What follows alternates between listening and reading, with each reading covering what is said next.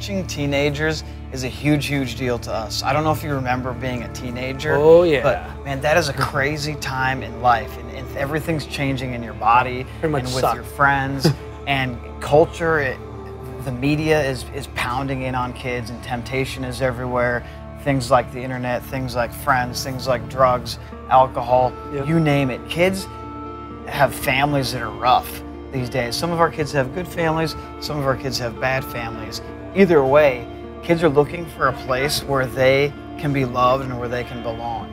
And we want to create a place where kids know that they matter. I'm not just talking, not just matter to us, but that they literally matter to God. That they were created for something way bigger than just experiencing life as a high school student in America, where God created, they know that God created them for a purpose and for a reason, and He has a plan for them that's way bigger than what they're experiencing in their everyday lives. You should know, you did student ministry for years, I did, you? And it about killed me.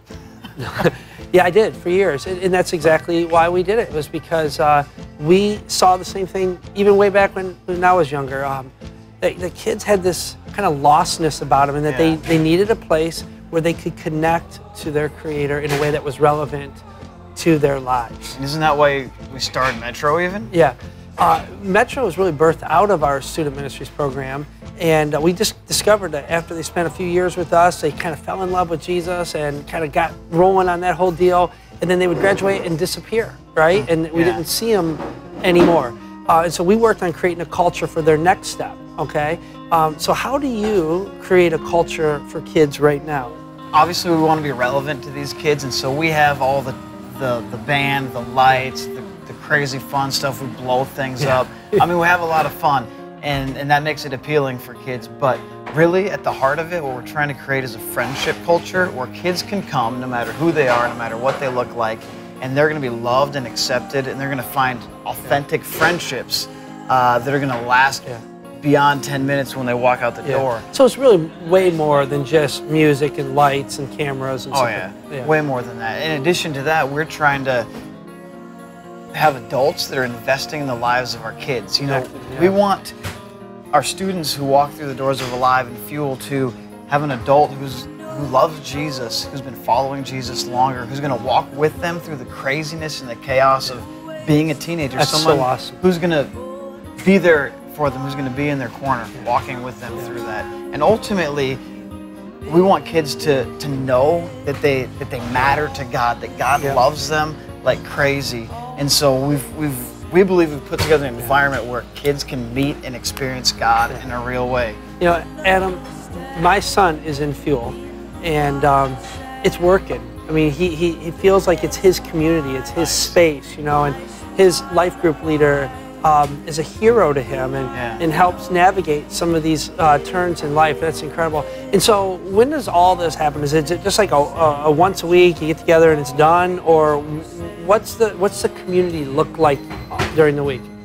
Well, we have some main gathering times, and those are really important. For our high school students, it's called Alive. That meets on Sunday nights, 7 o'clock at Trillium Academy. For our middle school students, that happens on Monday nights. That's called Fuel.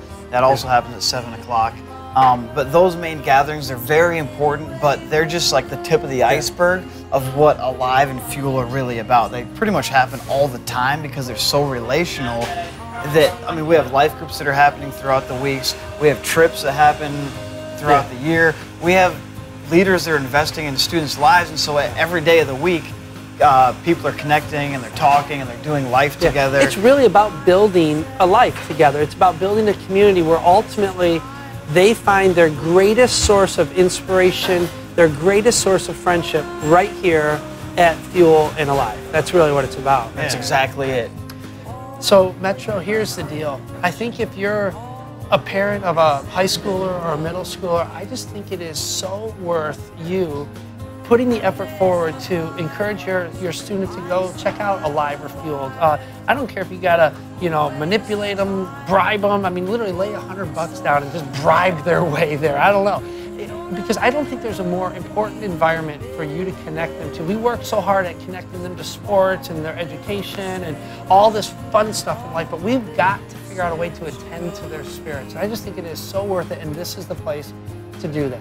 And if you're a student, I want to encourage you, maybe you haven't been to Alive for a while, you've totally got to come back. We want you back, a part of the family. And maybe you've never been to Alive or Fuel. And we want to just encourage you to come and check it out. Come 2, 3, 4 times. And if you don't like it, that's totally fine. But I think that you'll be pleasantly surprised.